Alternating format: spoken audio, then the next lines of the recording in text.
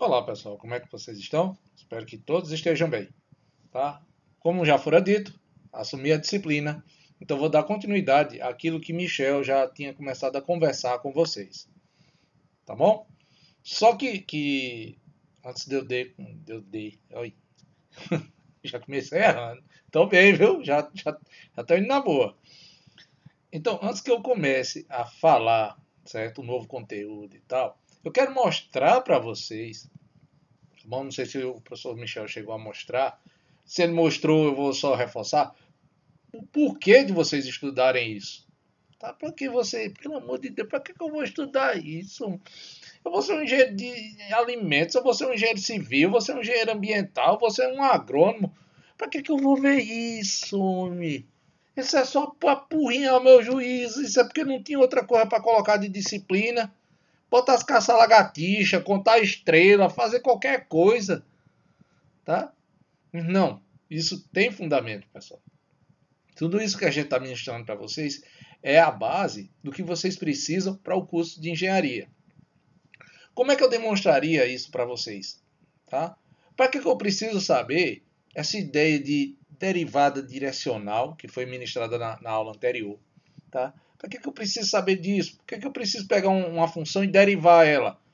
Saber que ela está nessa direção, qual é a intensidade dela para cá? Por quê? A melhor forma de eu mostrar isso a vocês é, vou pegar agora, mostrar alguns vídeos do YouTube, tá bom? Mostrando a vocês e mostrando onde é que vocês estão aplicando isso para engenharia. E aí eu vou diferenciar, tá bom? Engenharia civil, engenharia de alimentos e engenharia ambiental. Tá bom? Vamos ver algumas coisas. Olha lá. Então aqui, por exemplo, pessoal, para você que faz civil, olha aí, ó.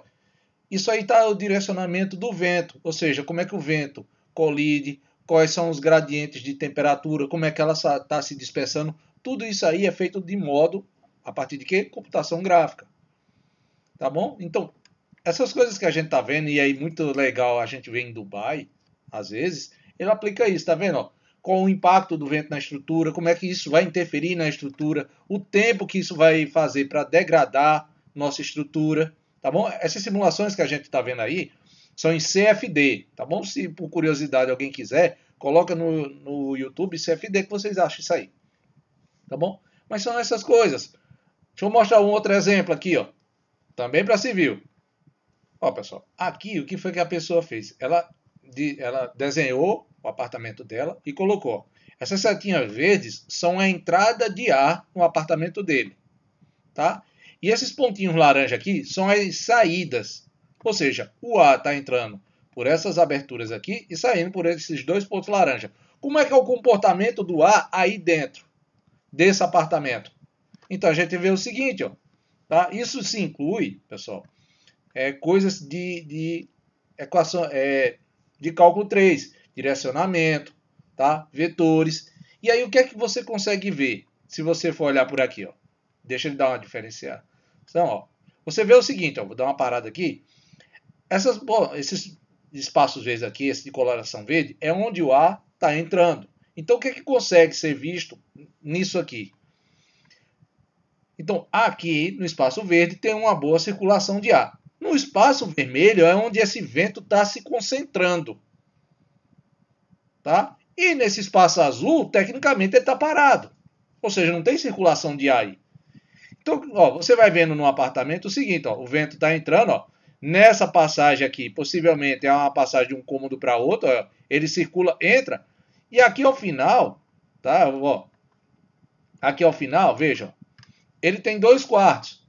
Observe que o quarto da direita, esse que tem, acho que isso é um desenho de um guarda-roupa, alguma coisa assim, tá? Veja que aqui o ar entra e circula muito mais do que esse quarto que está à esquerda aqui.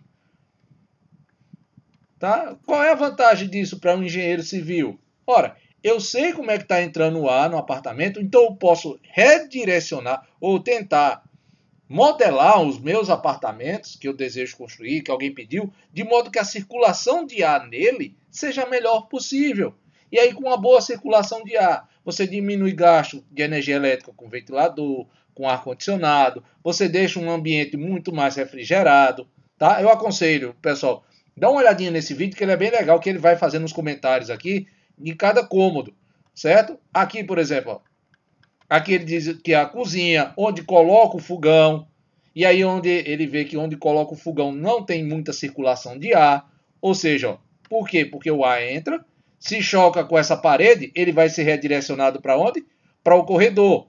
Então, nessa parte aqui, ó, que está atrás dessa parede, basicamente não tem circulação de ar. Então, qualquer coisa, se eu colocar um fogão e tiver fumaça aqui, ela não se dispersa. Só que como é que eu sei isso? São vetores, pessoal.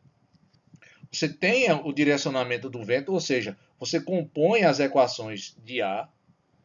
Essas equações elas têm direções e sentido, tem vetores, tem gradientes, ou seja, você vê, tá? Ele está colocando aqui, aí ele dá a dimensão, se está muito baixo, quanto mais alto está, ou seja, quanto mais próximo da altura da janela você vai vendo uma intensidade diferenciada do que lá embaixo no piso, porque o ar precisa descer, e aí é outra vertente.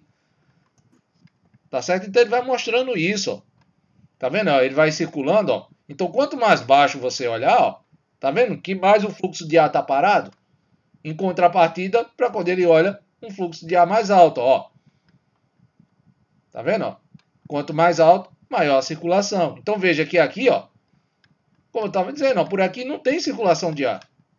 Então, só que essas coisas, para vocês entenderem a programação, as respostas, vocês precisam ver isso em cálculo 3. Aí você chega, professor, o senhor está mostrando isso para civil. E eu que sou de alimentos? Onde é que eu vou usar isso, professor? Vamos lá, então. Então, você de alimentos, pessoal, tá vendo aí, ó? Isso é um tanque, ó. Isso é um misturador. Olha como é que você tá tendo, ó, os impactos das pás do misturador frente ao produto. Então, essa região mais avermelhada é onde está tendo o maior impacto. Essa mais amarelada aqui, ó, tá? Ela ainda está sofrendo impacto, mas de menor intensidade. E essa desverdeada para azul está tendo um menor impacto. O azul, basicamente, não está tendo fluxo aí. E olha aqui nesse outro desenho, no esboço do lado, ó, como é que está tendo a dispersão do produto lá dentro do tanque, ó. Vocês têm vetores aqui, ó, direcionando, ó, tá vendo? Ó? Tem setinhas aqui, ó. Se você reparar no vídeo, esse tracinho vermelho aqui é uma seta, ó. Cada tracinho, ó, desses pontos amarelos são setas, ó. Ele está direcionando o fluxo. Significa que o produto está batendo na parede aqui, ó, e ele está circulando, tá vendo? Ó? Então ele vem nesse sentido, ó. Olha como é que está sendo os gradientes. Isso aqui é gradiente, ó. Curvas de nível que vocês viram, gradientes. Entendeu? Olha os direcionamentos aqui, ó. Tá certo? Da força que está sendo jogado o fluido. Então tá aí, ó, no misturador. Para que eu preciso saber disso, professor? Como engenheiro de alimentos. Porque na hora que você coloca um produto lá dentro do seu tanque, você quer uma mistura geralmente homogênea. E aí você precisa saber a angulação da pá, qual o tamanho do tanque, a velocidade da pá para fazer aquela mistura, quanto tempo é necessário. Ah, professor, mas eu já compro um equipamento pronto. Beleza. Só que você precisa fazer testes. Você vai precisar fazer testes para ter certeza que o equipamento está fazendo a mistura do jeito que você precisa que seja. É esse o ponto, pessoal. Então, nesses intuitos, ó, que a gente estuda essas ideias de cálculo 3. Tá bom? Ó. Deixa eu mostrar outro exemplo. Eu gosto bastante desse aqui também, ó. Esse é legal. Um caminhão transportando líquido. Tá? Imagina leite, gasolina, tá? Água, qualquer coisa. Por que aqui, ó, os novos caminhões de transporte, por que aqui é arredondado, em vez de ser achatado, como a gente via aqueles caminhões de antigamente? Tá? Que tinha a parte do cilindro, mas essa parte aqui, ó, da cabeça e do fundo dele, era plano. E agora é arredondado. Por quê? Por causa disso aqui, ó. Olha como é que se dão as forças, ó, lá dentro, ó. O caminhão freia, lá vem o líquido, ó. Bate, ó. Então, ele não bate contra uma pedra. Bate, impacta e volta direto. Como ele é arredondado, esse líquido faz o quê? Ele circula, ele distribui essa força. Como é que eu vou saber qual o impacto em cada ponto desse? Essas derivadas que vocês estudam. Ele bate aqui, aí ele começa a direcionar. Como é uma superfície curva, ele tende a redirecionar as forças. Por isso que tanques de gás, tá? Ele não é plano, ele é esférico, para distribuir melhor essas cargas de força. E aí você tem, ó. Olha que legal, ó. Vai lá, ó. Bate lá no fundo de novo, ó. Tá vendo a distribuição? Aí ele pegou um modelo aqui, ó. E se eu colocasse telas? Tá vendo aqui a diferença de um tanque sem proteção nenhuma para um caminhão agora que ele tem essas proteções aqui. Lembre-se que o líquido balançando lá dentro ele também influencia no caminhão, porque quando o caminhão freia, a massa do líquido é direcionada para frente, o que empurra o caminhão para frente também. Isso aumenta o desgaste aonde? Em freio, em motor. Ah, professor, mas eu não sou engenheiro mecânico. Beleza. Mas você tem que saber, por exemplo, como é que está sendo a distribuição lá dentro desse tanque, digamos, de um leite. Como é que ele está lá dentro? Ó, cara, se ele chacoalhar demais, pode dar problema. Não sei. Aí vocês perguntam realmente para o professor, que é bem específico.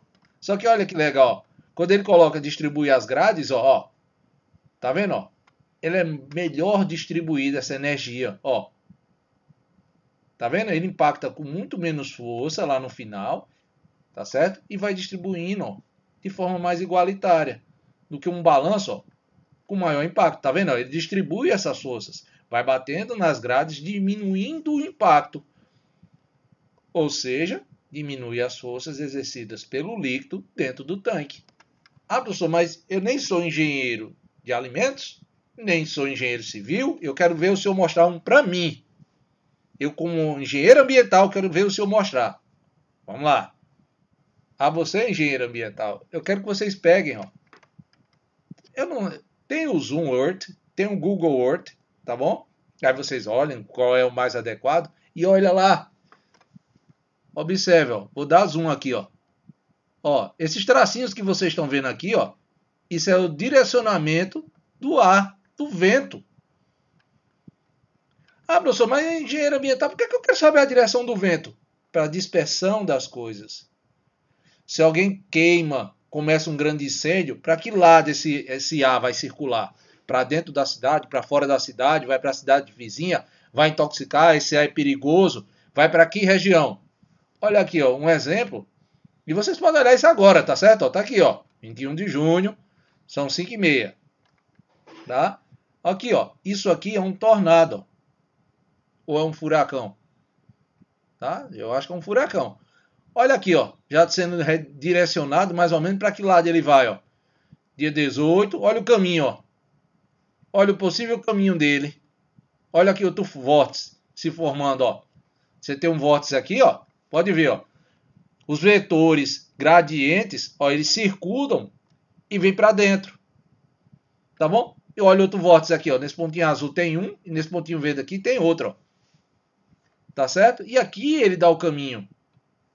Tá? Esse verdinho aqui, possivelmente ele está seguindo esse primeiro traço aqui, mais colorido, ó, laranja, amarelo aqui, ó. Amarelo é quando ele teve maior intensidade, menor tá aqui, ó. E esse aqui é o possível caminho que ele vai fazer, ó. Tá certo? Vai dar uma voltinha aqui, ó. Pegando. E esse outro aqui, possivelmente esse caminho. Vejam aqui que interessante também, ó, que você sabe, aqui no centro, ó, que a gente diz no olho do furacão, quando alguém disser tá no olho do furacão, tecnicamente, ele tá no meio da tempestade, o pau tá torando e a pessoa não tá entendendo, ó. Veja aqui, a velocidade aqui no centro é 45, se eu puxar para fora, ó. Ó, 23, 27, 28, aqui ainda tá se formando. Tendência de formação aqui. Vamos ver esse outro aqui, ó. 75 ao centro, 51, 42. Ó, aqui eles, então, tecnicamente, eles estão se formando. Tá certo? Porque tem as ventilações aqui, ó. Tá certo? A pressão, ó, barométrica, ó. O vento em quilômetros, ó. A amarela aqui, ó, foi quando ele chegou a 140. Tá vendo, ó? Então, isso aqui você tem. Ah, professor, de novo. Mas isso aqui o senhor tá mostrando furacão. Beleza, vamos aqui puxar pro lado do Brasil, ó. Olha aqui. Olha os vetores aí, ó. Tá vendo? Para que esses vetores? Dispersão de chuva. Onde é que estão as nuvens? Se você clicar aqui, ó, em água, tá? Ele dá quando tem nuvens, ó. Tem nuvem aqui, ó. Tá? Por aqui, tecnicamente, o céu é para estar limpo. Tá? Pode dar um zoom. E aí, claro, tem nuvens, ó. Tem nuvens. Tá? Essa parte mais brilhante aqui são as cidades. Tá bom? Você tem nuvens a dar mostrando onde é que tem os pontos de chuva, de vento eu posso tirar, ó, tiro, certo? Mas está aí, ó, vocês têm aplicações. Aqui, por exemplo, eu posso citar na cidade de Patos, por exemplo, tem um lixão aqui. Toda vez que toca fogo no lixão, o vento com a fumaça tóxica vem para dentro da cidade. O engenheiro ambiental, ele detecta isso e ele pode redirecionar. O melhor local para você botar um aterramento sanitário, tá bom? É pro lado de cá. Porque caso haja fogo, alguma coisa nessas regiões, a fumaça tóxica, ela não vai se dispersar para dentro da cidade. Ela vai para fora. Tá bom? E aterro sanitário, ele é legal que depois de um tempo, o município ele pode abrir aspas, vender aquela área, tá bom? Para coleta de gás. E a pessoa monta uma unidade de coleta de gás. Gás mesmo, de butano, essas coisas. Tá certo? Naquilo ali. Beleza, vamos voltar para mim. Então veja, pessoal. Estudar isso aí não é só para chatear vocês. Tem uma função, tem um princípio. Tá bom? Só que não é tão fácil citar isso para vocês agora, mostrar realmente agora. Tá bom? A gente vai aprendendo isso com o tempo. Só que a gente precisa ter as ideias na mente da gente. Quando o professor ensinou lá a derivada direcional, tá? Na aula anterior, intensidade, força, para que lado é o máximo, o mínimo, eu vou mostrar o resumo disso aí a vocês. Ele quis mostrar o seguinte, ó. Você tem essa região aqui, você está vindo com uma carga desse lado. Quando eu falo carga, não quer dizer uma pedra, alguma coisa. O vento, como eu mostrei, um líquido, como eu mostrei, tá bom? Pode ser qualquer coisa nesse sentido. E aí o que é que acontece? Ela bate, isso aqui dispersa de alguma forma. Se ela for plana, ela dispersa de um jeito. Se ela for curva, ela dispersa as forças de outro. Para que lado vão essas forças? Qual é a importância de saber disso? A importância é saber, por exemplo, no engenheiro civil, que fazer prédios com curvas mais suaves, bota até no YouTube, é bem legal vocês verem, com curvas mais suaves, dispersa melhor o vento, degrada menos a edificação. Um engenheiro de alimentos, por que eu preciso saber disso, professor? Vocês vão construir toda uma estrutura, às vezes, de uma usina alimentícia, como é que se dá a tubulação? E aí a tubulação, você tem canos, tem pressão ali dentro. Qual é o tipo? Leite, ele tem uma textura, água tem outra. Então, para o cano de leite, eu preciso desse tipo de curva aqui, para não causar tanta pressão nesse ponto aqui, para não ter perigo de ruptura. Tá bom? Um engenheiro ambiental, para que eu vou saber disso, professor? Como eu já mostrei, direcionamento de um gás tóxico. Ou então, tá aqui a água, você está fazendo a vistoria num açude, e aí você vê, ó, se aquela construção ali continuar daquele jeito, vai dar problema, porque com o tempo vai acabar degradando nesse sentido aqui. Engenheiro civil, de novo, um exemplo. Você vai fazer uma construção, digamos, vai botar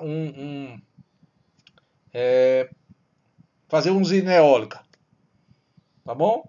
Que dá problema. Engenheiro ambiental hoje, às vezes, está tendo problema com o engenheiro civil por causa disso. Ele tenta mostrar uma coisa, o engenheiro civil tenta obedecer uma regra e aí vão com padrões. Vocês interagem entre si.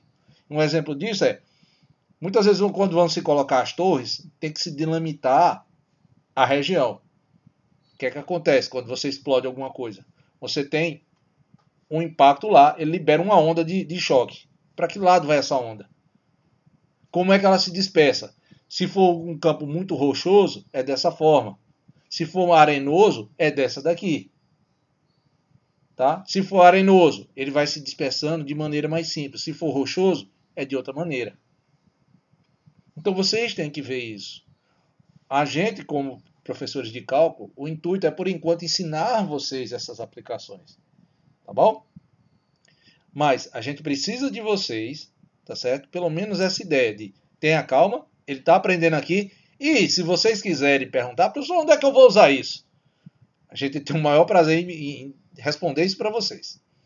Tá bom? Então vamos lá dar uma olhada no que Michel explicou na aula anterior para vocês, tá bom? Para eu dar continuidade ao conteúdo. Vamos lá então. Então o professor Michel explicou para vocês a história de derivadas direcionais. E aí, bem resumido, o conjunto, tá bom? Então ele definiu dessa forma. uma derivada direcional onde você tem uma função f de várias variáveis. O u é um vetor unitário, ou seja, quando eu passar o módulo de u, o resultado dá 1, e você tem um ponto no domínio que você vai aplicar nessa derivada aqui, ó, direcional, para saber realmente os valores exatos. Tá? Para cada ponto que você tem um resultado distinto. O que é que a gente ia precisar nessa derivada direcional? Saber o gradiente. O que era o gradiente? Ele explicou lá. São as derivadas parciais em cada uma das coordenadas. A primeira com relação a x, a segunda com relação a y, a terceira com relação a z. Ah, professor, ele só me explicou com duas coordenadas. Beleza, tira a última. Tá? Tanto faz com duas, com 3, com 5, com 10, com 100, com 1000. A ideia é essa daqui. Então, o gradiente são as derivadas parciais, cada uma correspondente à sua coordenada. Tá? Aqui, no caso, a x, y e z. O vetor unitário significa que você tem um vetor, ou seja, tem uma componente de 3 coordenadas. Se for no espaço, se for no plano, 2 coordenadas. Onde o módulo dele, ó, que é o quê? A raiz quadrada, tá? Do quadrado de cada um dos termos. O resultado tem que dar quanto? 1. Tá? Aí ele mostrou lá, mas eu tenho um outro vetor que não é unitário. Então o que é que você faz? Divide esse vetor pelo módulo dele. E aí você consegue o vetor unitário. Como é que eu vou calcular essa derivada direcional de f na direção de u? É isso aqui, ó, é o gradiente de f vezes o vetor u. E aí você tem o quê? Você aprendeu lá de geometria. Produto vetorial. Tá? Então vai dar, ó, primeira coordenada de u vezes a primeira coordenada de f, do gradiente, mais segunda coordenada de u vezes a segunda coordenada do gradiente, mais a terceira coordenada de u vezes a terceira coordenada do gradiente. Depois você aprendeu, onde é que eu tenho, qual é o valor de máximo e mínimo nessa derivada direcional? É fácil, você aplica o módulo no gradiente. Tá? Quando você tem um módulo, você tem o valor máximo. Quando você pega menos o módulo, você tem o valor de mínimo. Ah, professor, qual é a direção de máximo e de mínimo? Beleza, a direção de máximo vai ser o quê? No gradiente de f. E o de mínimo? Do menos. Tá bom? A ideia de mais e menos aí é só para apontar qual é a direção que você vai. Tá bom? É a direção que você faz. E o ponto você vai aplicar aí. Encontrei as coordenadas, calculei esses gradientes. Quando eu jogar as coordenadas do ponto x, y e z, aí você tem os valores exatos. Aí você tem valor de vetor, você tem o valor exato do gradiente, tá bom? Você tem isso aí. Tá? Então isso aqui, tecnicamente, é o resumo todinho do que o professor Michel explicou para vocês na última aula dele. E aí você bota os pontos. Ah, professor, meu ponto é 1, 3, 5. Beleza. Qual foi o valor do gradiente? X na primeira coordenada, Y na segunda, Z na terceira. Então bota no lugar de X, você bota o valor do ponto em X. No lugar de Y, bota o valor do ponto em Y. No lugar de Z, bota o valor do ponto em Z. Ah, professor, no meu foi x à quarta vezes exponencial, na segunda cosseno de Y, alguma coisa. Não tem problema. Coloca os valores do ponto de x, y e z nesses pontos e encontra o resultado. Tá bom? É só isso. Foi isso aí todinho que o professor Michel explicou. Beleza. Vamos então começar a ideia aqui do seguinte. Beleza, eu tenho de novo a ideia de máximo e mínimo, aqui com gradiente e tal. Mas, professor, eu tenho como determinar o máximo e mínimo sem precisar fazer isso? E a resposta é sim. Vocês vão precisar, então, para começar a estudar o assunto agora, que a ideia é falar sobre máximos e mínimos, tá bom? Da função. Tá? Às vezes você não tem uma direção de u, ou seja, um vetor para o qual ele aponta. Essa derivada direcional, geralmente, ela é colocada quando você tem lá em cima daqueles gráficos que eu mostrei para vocês nos vídeos, a gente usa isso aí. Tá bom? Mas quando você quiser saber os máximos e mínimos em uma região, tá? Pela dispersão do jeito que está lá, você não tem direção. Você só tem as componentes. E como é que eu faço para saber o máximo e mínimo? Então a gente vai fazer da seguinte maneira. Vamos para a apostila que eu ainda estou ajeitando, pessoal. Peço desculpas, que vocês vão ver em muitos cantos colocar gráfico. Tá? Deixa eu voltar aqui para mim, espera aí. Então, tá bom, pessoal? não é tão fácil fazer um gráfico bem bonitinho do jeito que vocês acham nos livros, essas coisas. Demanda trabalho, tá? Muitas vezes eu evito também pegar gráfico de livro para não dar problemas quando eu for apresentar para vocês. Qualquer coisa eu faço um copia e cola, coloco aí só para dar uma ideia a vocês, tá bom? Então vamos lá para a apostila da gente, para começar a ver um novo assunto, tá bom? Me perdoe, mas quando a gente precisar de um gráfico realmente, uma ideia bem elaborada, eu vou mostrar a vocês.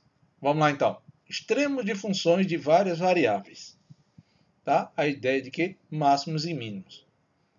Antes de fazer qualquer coisa aí de cálculo 3, qualquer um, perguntaria a vocês o seguinte, tá? Nesse ponto. Alguém lembra como é que a gente calcula máximo e mínimo lá do cálculo 1? Alguém lembra como é que a gente calcula máximos e mínimos lá no cálculo 1? Eu vou disponibilizar também minha apostila de cálculo 1. Quem tiver ainda usa ela, tá bom? Quem não tiver eu vou disponibilizar de novo. Tá? Eu vou deixar lá na plataforma Moodle, tá bom? Essas apostilas. Também vou colocar lá no grupo para que vocês sejam uma maneira mais fácil. E aí eu vou sempre ajustando essa de cálculo 3, tá bom? Para colocar lá. A ideia é o seguinte, ó. Lá do cálculo 1. Como é que eu vou saber onde é que a minha função atinge máximo e mínimo? A gente aprendeu, olha lá. Primeira coisa que você tenta determinar são os chamados pontos críticos. Aí você pode lembrar, eita, lembrei desse nome, ponto crítico, não lembro o que fazer. O que é que a gente faz? Simplesmente, a gente vai lá, calcula a derivada e vê ou onde ela é zero, ou onde ela não tem resultado. Aí você pode olhar lá e dizer, não, foi mesmo, eu lembrei, rapidinho, não lembrei e tal, vou olhar. Mas veja, calcula a derivada e verifica, lá no cálculo 1, tá bom? Para quais valores de x a minha derivada dava igual a zero. Ou para quais valores de x eu não tinha solução. Você, tá, lembrei. Então isso aí é um valor crítico. Sim. O ponto crítico era a composição entre o valor crítico e a função f. Substituir esse valor na função e aí você tinha um ponto. O ponto crítico ia ajudar o quê? Todo ponto de máximo ou mínimo, ele é um ponto crítico. Tá? Olha lá na apostila. Mas nem todo ponto crítico é de máximo ou mínimo. Você pode lembrar assim, pronto, certo, estava lá no cálculo 1. Como é que a gente calculava o máximo e o mínimo? Então, a gente ia, com isso aí, ia para aquelas regras de que teste da primeira derivada, teste da segunda derivada. Olha lá os testes. A ideia que eu estou repetindo isso para vocês é porque não vai ser tão diferente aqui. A gente ainda vai continuar usando aquelas regras. A gente ainda vai calcular os máximos e mínimos a partir de pontos críticos. A gente vai usar derivadas. Tá bom? Então, toda a base que eu vou falar aqui é lá do cálculo 1. A diferença aqui é que eu tenho um número maior de coordenadas. Se eu tenho um número maior de coordenadas, consequentemente, eu tenho um número maior de derivadas. Então, a primeira ideia, por exemplo, extremo relativo. Se uma função de duas variáveis, tá bom? E você tem uma função de duas variáveis. E você tem um ponto no domínio, tá? Pertencente ao domínio, que esse domínio está lá no R2. R2 é o plano, pessoal. Tá? Ou seja, você tem valores de x e y. Um ponto do domínio da função de f. Temos então que, se para esse valor de AB a função tem o maior valor dentre todos os outros pontos, tá? Numa vizinhança, isso aí é o quê? O máximo relativo. Se nesse valor de A e B a função tem o menor resultado ali em uma certa vizinhança, você tem o mínimo relativo. Professor, que história é essa de vizinhança? Vamos lá. Pergunto a vocês. A gente tem uma sala, tem uma composição de alunos. Na minha sala, tá? Ou na sala que vocês estão, nós temos o maior aluno, tá? De todos do cálculo 3. Aí você olha, pega aquilo ali e você tem uma vizinhança. Ou seja, minha amostra, por enquanto, são os alunos do cálculo 3. Aí você pode dizer que sim ou que não. Nós temos o maior ou menor. Nós temos A maior ou A menor. Certo? Então você tem uma vizinhança de avaliar. Mas esses alunos aí, se comparados aos alunos do curso de engenharia, a sua engenharia, ele é o maior ou é o menor? Tá? É o maior ou menor? Então você tem uma vizinhança, ou seja, você está olhando para um certo valor ali. Tá? Por que uma vizinhança, professor? Da minha sala para o curso já é muita gente, beleza, mas se comparar com todos os alunos que têm o CCTA, com todos os alunos da UFCG, com todos os alunos de ensino superior, entendeu como é que a gente observa? Então a vizinhança é uma composição de pontos que são próximos àquele que eu estou avaliando. Tá bom? Então, quando você olha para esse intervalo, você diz se você tem um maior ou menor valor ali. Ali. Então, naquele ponto, ele é o chamado o quê? Máximo relativo ou mínimo relativo. Tá? Lá do cálculo 1, a gente também aprendeu que tanto esse máximo como esse mínimo relativo, tá? É chamado de quê?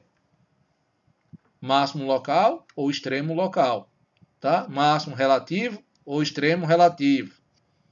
Tá? Mínimo relativo ou extremo local. Tá bom? Isso é a composição. Como eu disse a vocês, me perdoem, falta uma figurinha aqui só para dar esse esboço. Mas vocês entendem lá do cálculo 1. Pega a apostila que vocês vão ver lá. A ideia agora é porque eu tenho uma coordenada a mais. Então, pela definição 3.7, seja f uma função de duas variáveis. Um ponto AB é chamado de ponto crítico de f. Se, ó, lá vem a história do ponto crítico. Qual é a diferença aqui? Lá eu só tinha uma coordenada. Aqui eu tenho duas. Então, na minha derivada, se a minha derivada com relação a x e a derivada com relação a y. Em ambos os casos, ela tem que ser igual a quanto? A zero, ou, em ambos os casos, ela não existe. Tá certo? É isso aí que eu expliquei a vocês. A história do ponto crítico. Lá no cálculo 1, eram os valores cuja derivada dava iguais a zero. Aqui continua a ser a derivada, só que como são duas coordenadas, tem duas derivadas. Como são duas coordenadas, tem duas avaliações para saber onde não existe. Aqui eu dou um exemplo. Tá? Imagina a função 1 mais x ao quadrado mais y ao quadrado. X e y, ó, x ao quadrado mais y ao quadrado estão restritos a valores que são menores ou no máximo iguais a 4. Acho que são os extremos. Então, ó, se eu quero calcular os extremos de f, vou calcular suas derivadas parciais. Derivada de f com relação a x, deu 2x. Derivada de f com relação a y, deu 2y.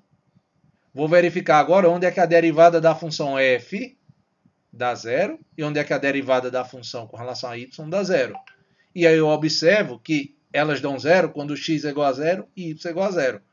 Ou seja, segue que 0, 0 é um ponto crítico. Agora a gente precisa determinar se ela é de máximo ou mínimo. Tá? Só que nesse ponto aí, dá-se uma jogadinha. Pelo seguinte, ó, x ao quadrado mais y ao quadrado, eu sei que é menor ou igual a 4. Tá lá. E também sei, x ao quadrado é um número positivo. Y ao quadrado é um número positivo. A soma deles é sempre maior do que zero. Como eu posso pegar os dois valores sendo zero, então ele no mínimo é quanto? Zero. Aí somei mais um, ó, em cada coordenada. A pessoa, se eu somou mais um, preste atenção, ó, porque a minha função agora devido a essa restrição, ó, 1 mais x ao quadrado mais y ao quadrado é a minha função f de x, ó, f de x, y. 1 mais 0 dá 1, 1 mais 4 dá 5. Tá vendo? Ó? F de x, y está restrito entre 1 e 5. Para todo x e y com essa restrição. Quando eu colocar o 0, 0 aqui, ó, o menor valor que eu tenho, ó, quando x é 0 e y é 0, o menor valor que eu tenho é 1. Então, f de 0, 0 é mínimo relativo. E f de x e y igual a 5 é máximo relativo. Ah, quando é que eu obtenho 5? Aí pega valores de x e y, substitui aqui e dá o que essa soma dê 5. Tá? Independente disso, a soma deles nunca vai ser superior a 5. Tá bom? Beleza. Se f de xy é igual a y ao quadrado menos x ao quadrado, e o domínio dessa função aqui, ó, é R2, me perdoe, pessoal, isso aqui é R2, tá? Eu botei os reais, mas é R2. O quadradozinho aqui é só para dizer que você está pegando em quais direções. Só o R é só o valor de x, R ao quadrado é x e y, R ao cubo é x, y, z. Tá? Acho que são os extremos dessa função. De novo, ó, se eu vou calcular isso aqui, vou fazer de novo. Para que a gente possa determinar os extremos da função, é necessário calcular o quê? Os pontos críticos. Tem aqui, ó, f de x e y, calculei a derivada de f com relação a y, calculei onde é que ela dá igual a zero, desse aqui, ó. Segue que 0, 0 é um ponto crítico de f. Mas aqui, pessoal, infelizmente, essa função aqui, ó, ele não é um valor de extremo local, pois ele é de máximo e mínimo ao mesmo tempo, ó. Professor, peraí, vamos devagar, professor, devagar.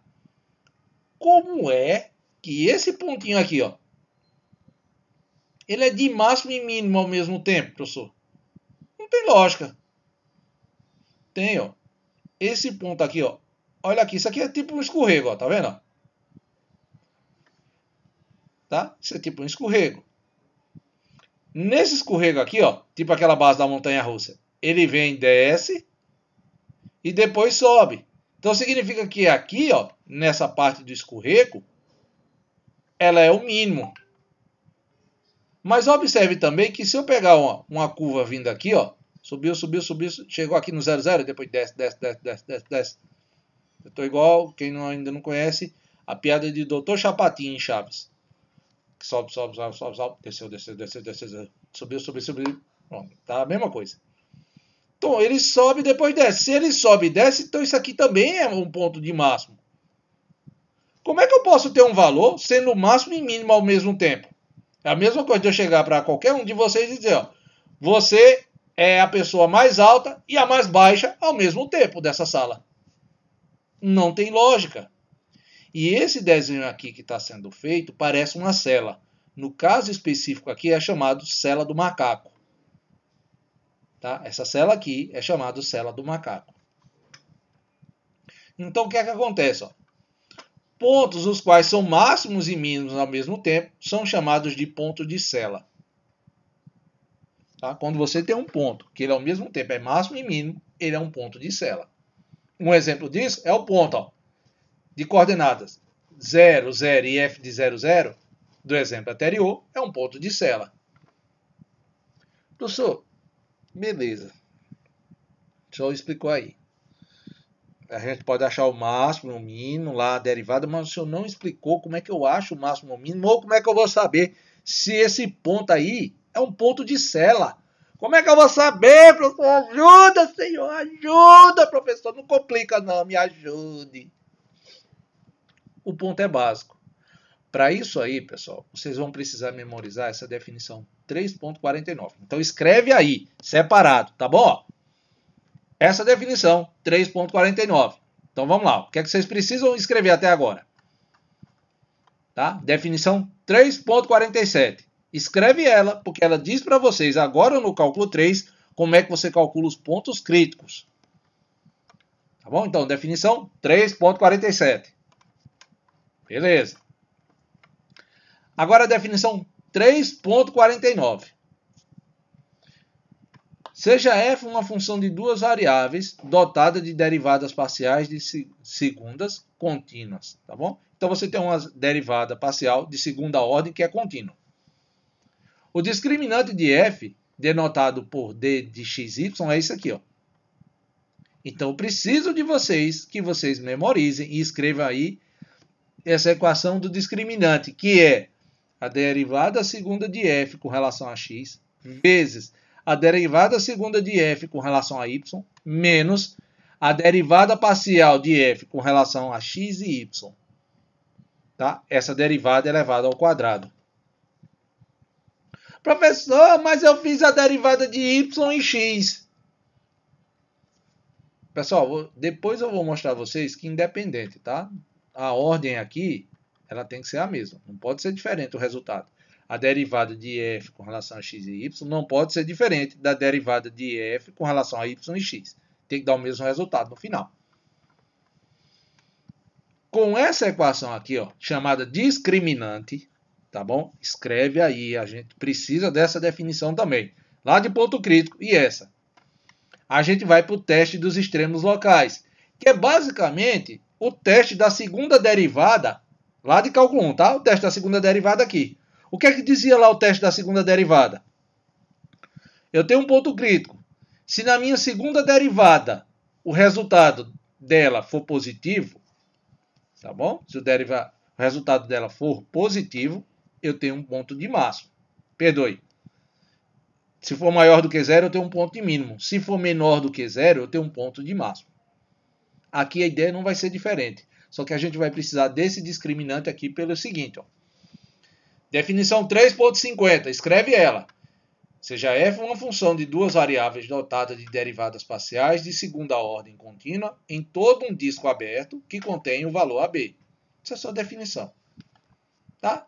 Se você tem os valores onde as derivadas parciais com relação a x e y são zero, e onde esse discriminante aqui, nesses pontos, é positivo, então é o seguinte, a segunda derivada com relação a x, o valor quando ele é menor do que zero, você tem um máximo local, e onde essa segunda derivada com relação a x dá maior do que zero, você tem um mínimo. Ou seja, pode olhar, isso aqui dá a mesma coisa, pessoal, a mesminha de cálculo 1. Se a segunda derivada lá do cálculo 1 for positiva, mínimo. Se a segunda derivada for negativa, máximo. E mais um detalhe, seja f dotado, esse teorema aqui é pelo seguinte, eu mostrei quando ele é máximo e mínimo. Mas lembre que ainda tem um detalhe do ponto de Sela. Como é que eu vou saber quando é que é um ponto de Sela? Pelo seguinte, seja f dotada de derivadas parciais de segunda ordem contínuas em todo um disco aberto que contém o ponto AB. Se essas derivadas parciais aqui, você achou os pontos críticos e esse discriminante é negativo, então esse ponto aqui é chamado ponto de Sela. Tá bom? Então, quando o discriminante é positivo, você acha máximo e mínimo. Quando o discriminante é negativo, você acha os pontos de Sela. E aqui eu deixei esboçado, tá bom? Um gráficozinho, onde você tem os pontos A, B, C, D. Então, se eu olhar para cá, eu consigo perceber que A, B, C, D, nesses pontos aqui, são o quê? Máximos locais. Os pontos E e F, que são esses pontinhos em azul aí, olhando por aqui nessa vizinhança, são o quê? Mínimos locais. O relativo, tá? Aquele extremo relativo, essas coisas. E o ponto G e o ponto H que aqui está, são o quê? Pontos de Sela, tá vendo? Ele é o máximo com relação a uma curva, mas é mínimo com relação a outra. Então, eles são pontos de Sela. Tá? Me perdoe aqui, que tá meio feio, eu não consegui rotacionar direito. Tá bom, pessoal? Me perdoe. Eu prometo melhorar as figuras, porque realmente dá um trabalhozinho danado. Tá? E aí entra aquele ponto que a gente pegou lá no cálculo 1, que é o seguinte, que é essa observação 3.53. Se f de AB é o maior valor dentre todos os valores de máximo local, então ela é chamada de quê? Máximo absoluto. Se f de AB é o menor valor dentre todos os valores de mínimo local, então ele é chamado de mínimo absoluto. É aquele negócio. A maior pessoa do mundo, ninguém supera ele. Então ele é o máximo absoluto. É a maior pessoa e ninguém passa dela. A menor pessoa do mundo é a menor pessoa do mundo. Não tem ninguém menor. Ou seja, ele é o mínimo absoluto. É a mesma coisa aqui. Se você for capaz de determinar quem é o maior valor dentre todos e o menor valor dentre todos, você tem o máximo absoluto e o mínimo absoluto. Para que você seja capaz de determinar eles, pessoal, a gente vem para cá, para esse teorema. Se uma função contínua em um conjunto fechado e limitado, então f assume valor de máximo absoluto e f assume valor de mínimo absoluto em algum ponto de x, y pertencente, tá bom? Ao domínio, tá? Que é o domínio da função contínua de R2. Tá? Me perdoe aqui que eu preciso ajustar isso aqui. Há um exemplo básico aqui. Se f de xy é essa expressão que aqui está, ache os extremos locais e os pontos de Sela da função. Vamos lá. Inicialmente vamos determinar os pontos críticos. Como é que eu determino? Fácil. Vou calcular tá? Onde é que a derivada com relação a x e a derivada com relação a y dão zero. Calculei a primeira derivada. Quando eu calculei, escrevi aqui, eu tenho um tipo de sistema. Só que desse sistema aqui, professor, meu sistema depende de x e y. A gente aprendeu lá de geometria, lá de álgebra. Coloco um dos valores aqui, ó, em evidência e posso substituir na outra conta. Na primeira conta aqui, ó, 2x seria igual a 4y, então x dá igual a 2y. Eu posso substituir sem problema nenhum na segunda conta. Se eu substituir nessa segunda expressão aqui, ó, o que é que eu vou ter? Uma equação de segundo grau. Como é que eu acho os resultados dos valores da equação de segundo grau? Bhaskara. Aí eu achei, ó, os valores aqui. Se eu achei esses valores, para cada valor de y desse aqui, eu tenho um de x associado, porque x é igual a 2 vezes y. Então, quando o y é igual a 2, x vai ser 4, porque 2 vezes 2 dá 4. Quando o y for igual a 2 terços, x é igual a 2 vezes 2 terços, dá então 4 terços. Então, tem dois pontos. Ó. Quando x é 4, a coordenada de y é 2. Quando x é 4 terços, a coordenada de y é 2 terços. Então, tem um par de pontos. Como é que eu determino se eles são de máximo ou mínimo, ou pontos de Sela? Tá? Calculei, ó, a segunda derivada aqui. E aí eu consegui, ó. Na segunda derivada, eu vi que a segunda derivada com relação a x, ó, deu 2. Com relação a x e y deu menos 4. Com relação a y e y deu 6. Por que eu fiz essas derivadas? Para calcular o discriminante. Como a segunda derivada de f com relação a x é 2, 2 é sempre o quê? Positivo. Significa, então, que nessa minha conta eu não vou ter ponto de Sela. Então, um ponto desse é de máximo, o outro é de mínimo, ou os dois são de máximo, ou os dois são de mínimo.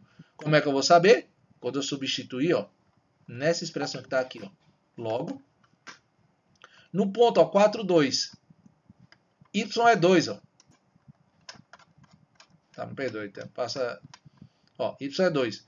12 vezes 2, 24. 24 menos 16 dá 8. 8 é maior do que 0, positivo. Como a derivada com relação a x e... Ó, segunda derivada de f com relação a x é 2, sempre positivo. Então, já sei que esse ponto aqui é de máximo. No outro caso, substituo quem? 4 terços lá na conta. Então, 12 vezes 4 terços, tá? Menos 16. 12 é 12? Deixa eu ver aqui.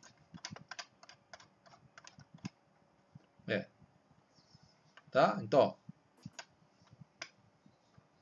ó. Então, quando você joga na conta, você tem menos 8. Então, se é menos 8, é negativo. Eu já sei que a segunda derivada de f com relação a x é positivo. Então, esse aqui é o ponto de mínimo. Logo, perdoe, esse menos 8 aqui me dá o ponto de máximo. Logo, f de 4,2 é valor de mínimo local. E o ponto 4,2, f de 4,2 é ponto de mínimo local. Tá? E esse outro aqui é o ponto de máximo. Vamos lá. Ó, discriminante aqui, ó, deu negativo. Então, ele aqui é um ponto de quê? De Sela. Me perdoe, eu disse que não tinha ponto de Sela, mas eu equivoquei. Tá? Do discriminante que determina. Eu fui ingênuo. Me perdoe, perdi meio ponto na prova. Tá? Vou ajustar esse gráfico aqui para ele ficar melhor, pessoal. Tá vendo que a gente não consegue ver tão bem? E aí ele demanda tempo para ajustar. Por isso que eu estou pedindo a vocês desculpa. Eu estou correndo. Tá? A aula não está atrasada por qualquer coisa. É porque eu estou correndo para tentar fazer isso para vocês. Beleza. Vamos no outro exemplo. Ó. Você tem essa função que aí está. Ache os extremos locais e os pontos de Sela. O que é que eu vou fazer para extremos locais primeiro? Pontos críticos. Está aqui. Eu calculei a derivada com relação a x e a y. Vejam que cada expressão aí é separada.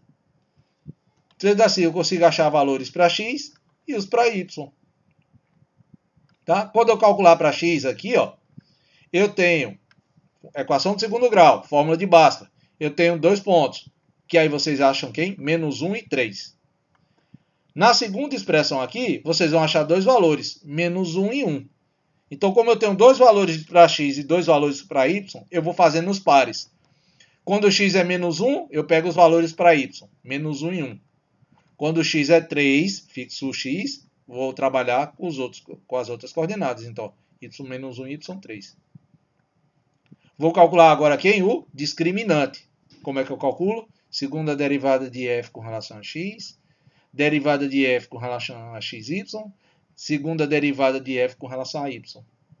Jogo lá no discriminante. Quando eu jogar, eu tenho a expressão aqui, então.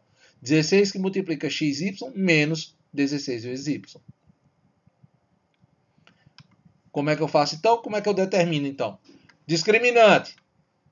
No ponto menos 1 e menos 1. Joga aqui, ó. Menos com menos dá mais. Fica 16. Aí, ó. Y é menos 1. Menos com menos dá mais. Aí, 16 mais 16, 32. 32 é maior do que 0. Positivo. Discriminante positivo.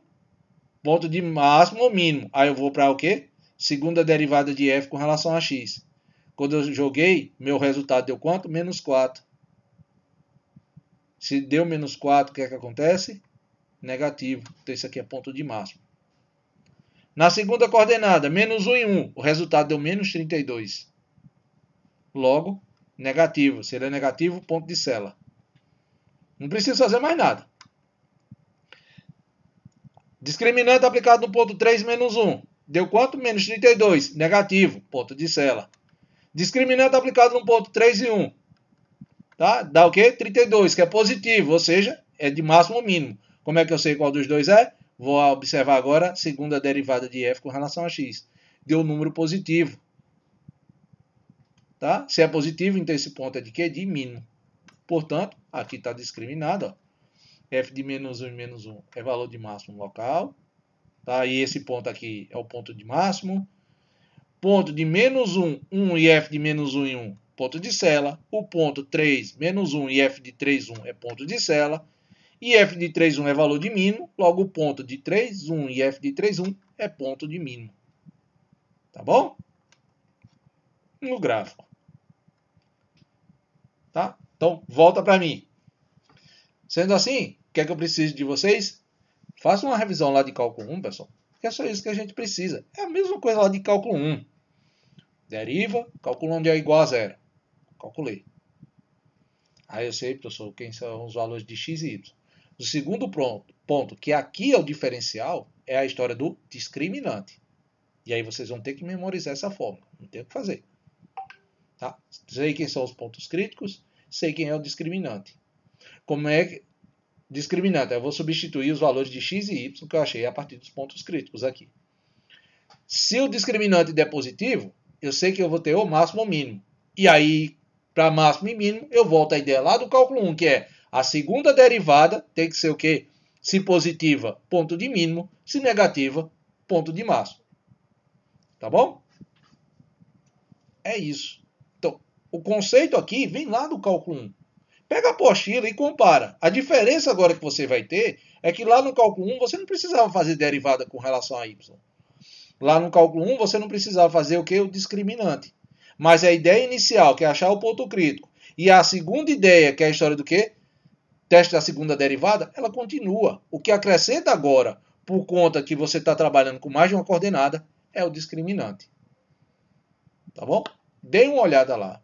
Faça uma revisão rápida. Tá bom? Qualquer coisa, manda uma mensagem para mim, que assim que puder, eu mando a resposta para vocês, tá? Eu estou pedindo muita desculpa, pessoal, mas é porque, literalmente, eu estou correndo. Tá? Eu vou mostrar a vocês aqui uma parte onde é que eu digito, para vocês terem uma ideia onde é que eu estou digitando isso aqui. Tá? Ó. Aí veja aí, ó. Parece que eu estou programando. Ó. Tá bom? Não é no Word, essas coisas não. Então, para que ele fique bem organizado, com o contexto bem certinho, as equações matemáticas direitas, eu digito num programa chamado LaTeX.